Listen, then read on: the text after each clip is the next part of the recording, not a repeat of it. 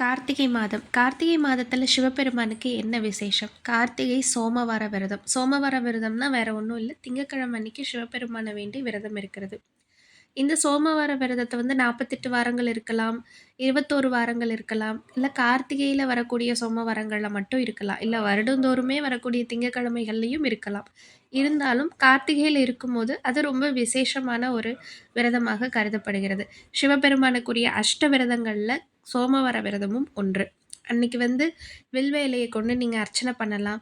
சிவன் கோவில்கள்ல பார்த்தீங்கன்னா, உங்களுக்கு சங்கபிஷேகம் நடைபெறும். அதுல போய் கலந்துக்கலாம். உங்களால அபிஷேகத்துக்கு இயன்ற உதவிகள நீங்க செய்யலாம். அன்னதானம் பண்ணலாம்.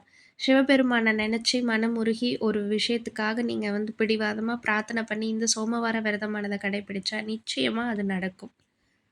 அடுத்தது திருக்கார்த்திகை தீபம். இந்த வருடம் டிசம்பர் 3ஆம் தேதி கார்த்திகை மாதம் வரக்கூடிய பௌர்ணமியில பஞ்சபூத ஸ்தலங்கள்ல அக்னிக்குரிய ஸ்தலமாக விளங்கக்கூடிய திருவண்ணாமலையில திருக்கார்த்திகை தீபமானது ஏற்றப்படும். அன்றைய நாள்ல நம்மளும் வீடுகள்லலாம் நம்ம விளக்கேற்றி வழிபாடு பண்ணுவோம்.